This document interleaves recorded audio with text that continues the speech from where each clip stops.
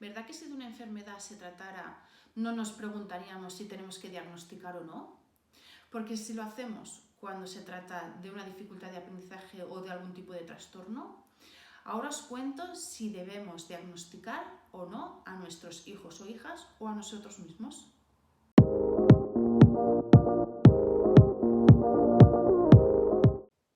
Como os comentaba en la introducción, nos tenemos que plantear si hay que diagnosticar o no. Y os diré mi punto de vista acerca de por qué sí hay que diagnosticar y por qué no hace falta diagnosticar. Primero de todo tenemos que hablar de diagnóstico o detección, porque muchas veces con una detección es suficiente.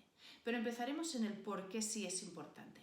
Primero de todo porque si hacemos un diagnóstico es para poder actuar, es decir, tenemos que poner un nombre para saber qué está sucediendo y de esta forma poder orientar, en el caso de los profesionales, a los padres, a los centros educativos, es decir, a todos los agentes educativos, porque de esta forma podrán entender qué es lo que está sucediendo y cómo podemos hacer, cómo podemos trabajar y cómo podemos estimular a nuestras hijas y nuestros hijos y a nuestros alumnos. Por lo tanto, desde los centros educativos tendrán en cuenta también si hace falta hacer una adaptación.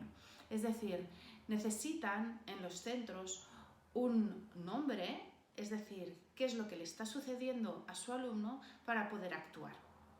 Y de esta forma poder hacer un plan individualizado y tomar las medidas necesarias.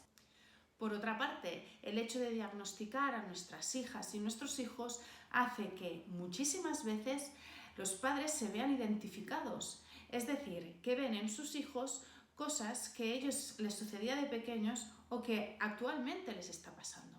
Así que a través del diagnóstico de ellos pueden hacer su propio diagnóstico y entender el por qué eran diferentes, el por qué pensaban diferente o por qué actuaban diferente. Así que es otro motivo por el cual sí que es importante diagnosticar. Por último, teniendo en cuenta este punto en el de por qué sí hay que diagnosticar, es muy importante que tengamos en cuenta que a veces con una simple detección es suficiente, sobre todo en edades muy tempranas, que aún no podemos hacer un diagnóstico porque aún no podremos definir qué es lo que está pasando, pero sí detectar todo aquello que sucede para poder hacer lo que necesita, para poder estimular. Sobre todo eso es lo más importante. Y ahora pasamos al por qué no es necesario diagnosticar. Y es en el caso simplemente de una curiosidad. Hay muchas familias que les sucede a padres y madres que se ven reflejados en sus hijos, pero sería simplemente por curiosidad, es decir, no hay un fin, no hay un objetivo, o incluso niños que no tienen ningún tipo de dificultad social, ni a nivel curricular, académico. Por lo tanto, si las familias evidentemente quieren hacerlo, yo le digo que lo hagan, pero no hay una urgencia en hacer este diagnóstico y no es tan importante.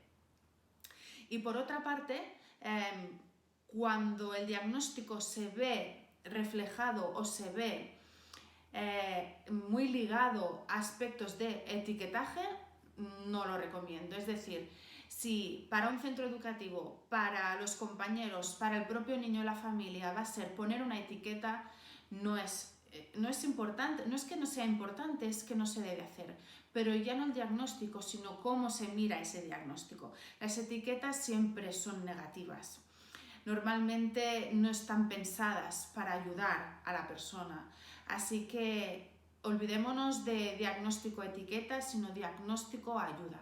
Así que ya veis que por mi parte, siempre que sea necesario, os voy a recomendar que se haga un diagnóstico porque será una ayuda para vuestros hijos e hijas y para vosotros mismos. Así que cualquier duda os leo y espero que os haya gustado mucho este tema y que sigamos hablando en cuestiones posteriores. Nos vemos. Chao.